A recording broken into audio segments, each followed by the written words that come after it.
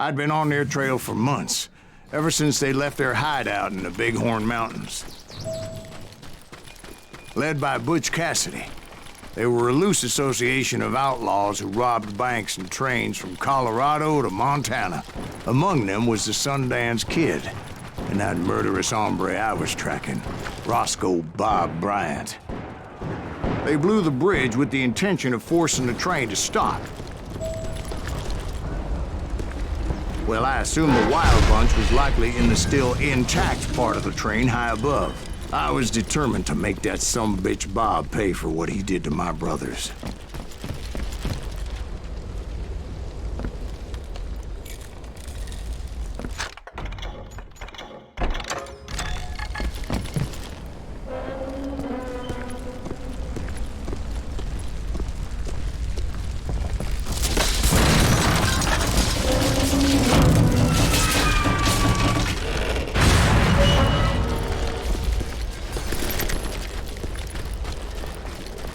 Ears are still ringing from blowing up that bridge. Well, I made my way off unscathed and came upon a few members of the gang and had no choice but to dispatch them. From there, I had to negotiate an even more precarious route. I jumped from the frying pan into the fire as the train was clearly fixing to fall.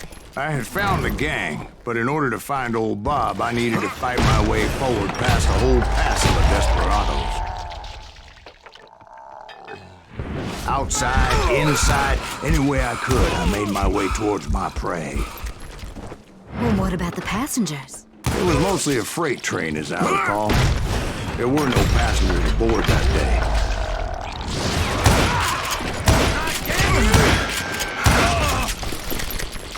As I mentioned before, I am not fond of heights, but I was too busy dodging bullets to worry about falling to my death. Odds were I was likely to die that day anyway, so I was determined to take down as many of those bastards as I could.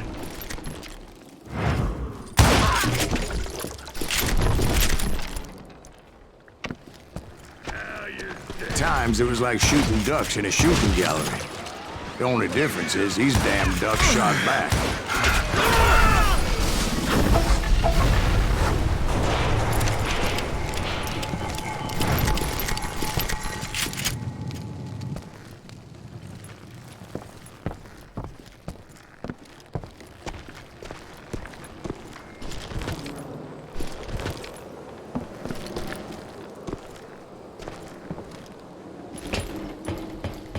I kept hoping the law would show up and give me a hand. You mean like that giant Pinkerton posse that I read about? Did they come riding in, guns a-blazing to help?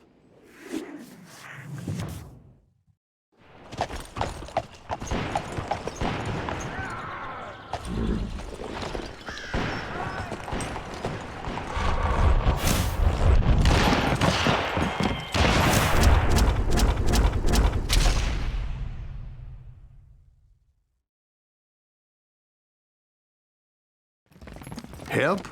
From the Pinkertons? No, son. I had to fight the Wild Bunch all by my lonesome, as usual. Who the hell is that?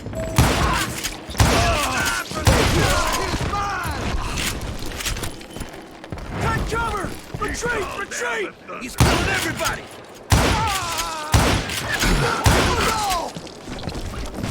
Death is coming for you. Grizzlies twice as...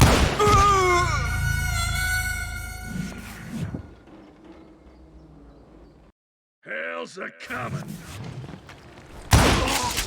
You'll die!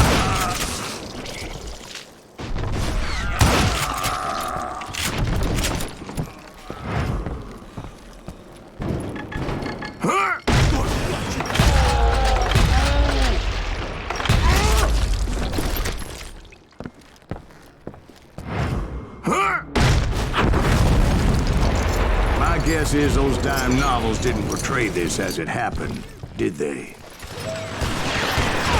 Only a few stragglers were left. I had to cut them down pronto if I was gonna stay on old Bob's trail.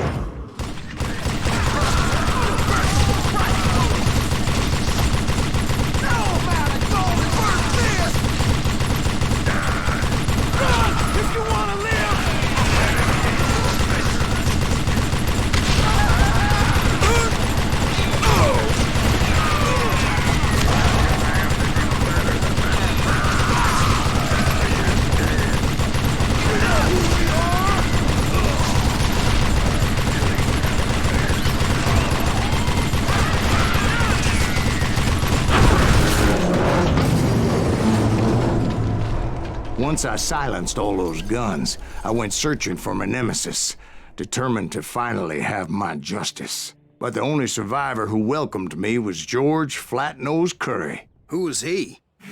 The fastest gun in the gang. Right after Sundance, I mean. And Kid Curry, and maybe Elsie Lay. Though some folks might dispute that.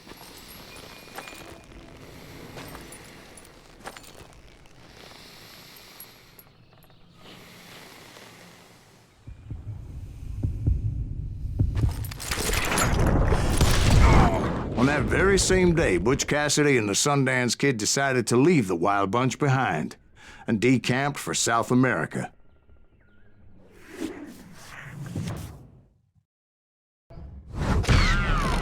They ended up living down there for many years, but I'm sure you already know all about that.